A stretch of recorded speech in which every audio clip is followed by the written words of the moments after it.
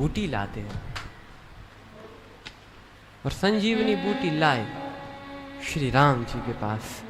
तब लक्ष्मण जी पुनर्जीवित हुए। बड़ी सुंदर कथा।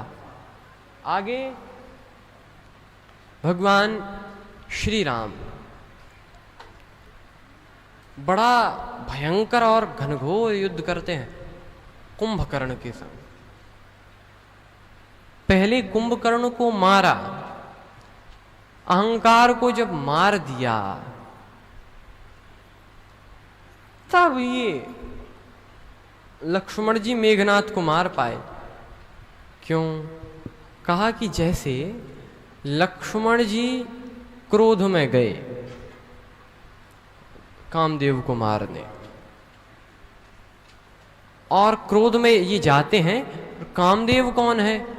तो पाकारी जित काम अविश्राम हारी, ये है काम, और ये गए क्रोध में।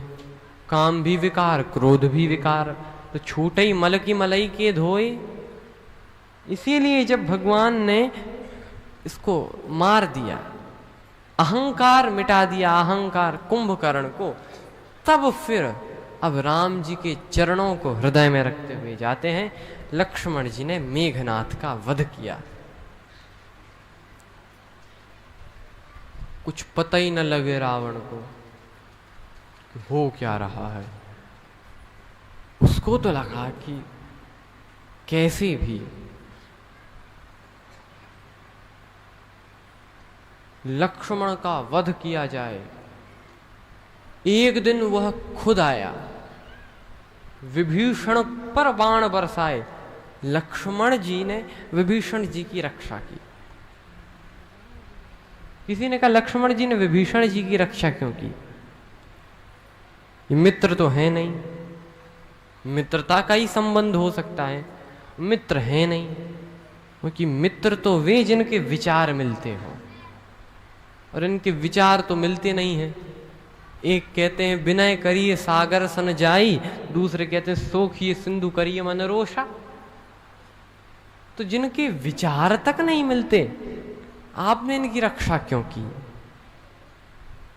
श्री लक्ष्मण जी ने कहा, जब विभीषण जी आए थे, राम जी ने कहा जो सभीत आवा सरनाई, रखी हूं ताही प्राण की नाई। उसे मैं अपने प्राणों की तरह रखता हूं जो मेरे पास आ जाता है। रखी हूं ताही प्राण की नाई। और तब से मैं इन्हें समझने लगा प्राण।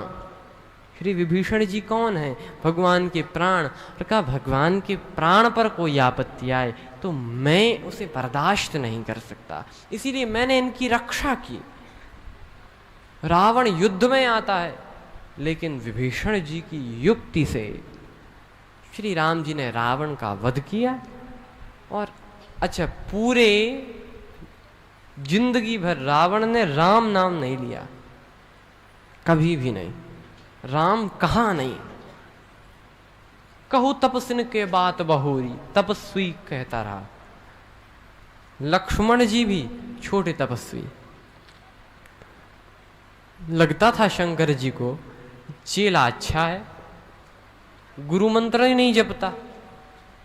लेकिन जब रावण मरने लगा तो उस समय वर्णन है,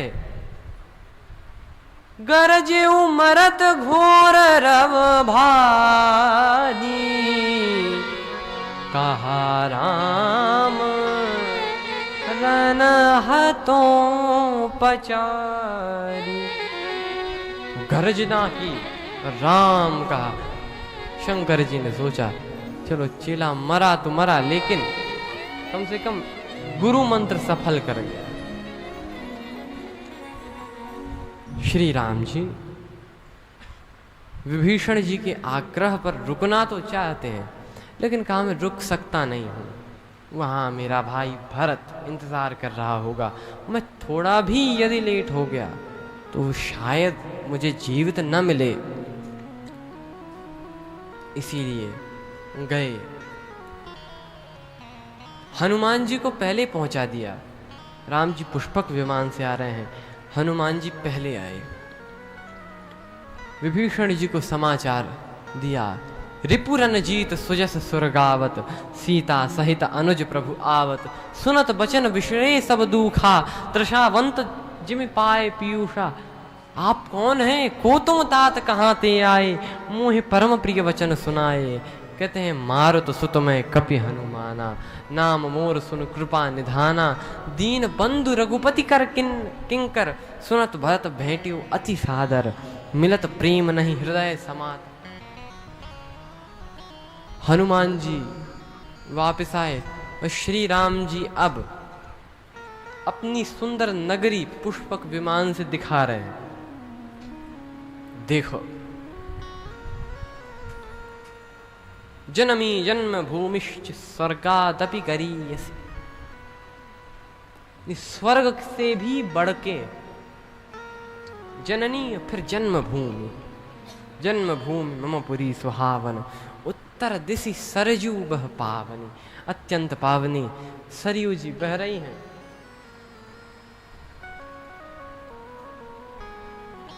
पुष्पक विमान उतरा, भरत जी ऐसे मिले।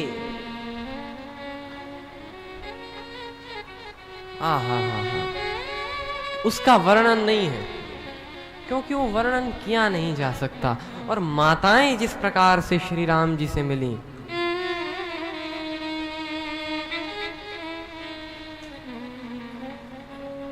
दिन अंत पुर रुख श्रवत थन हुंकार करी धावत भई। मानो गाय पूरे दिन चरकर शाम को जब आती है, इससे उपमा दी श्री तुलसीदास जी ने अपने। और जब बछड़े को देखती है, जैसा हर्ष वैसा ही मैया को हर्ष हुआ श्री राम जी को देखकर। राम जी सबसे पहले कैकेयी जी से मिले। प्रभु जानी कैकेयी लजानी, प्रथम तासु गृह गए भवानी। ताहि प्रबोध बहुत सुख दीना, पुनि निज भवन गवन हरि कीन्हा।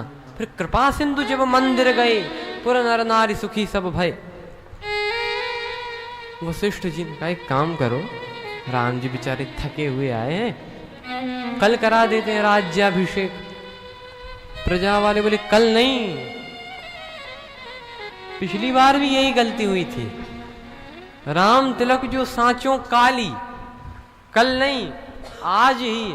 और सुंदर व्यवस्था, विप्रदान विविध विधि दीने, जांचक सकल अजाचक कीन्हे।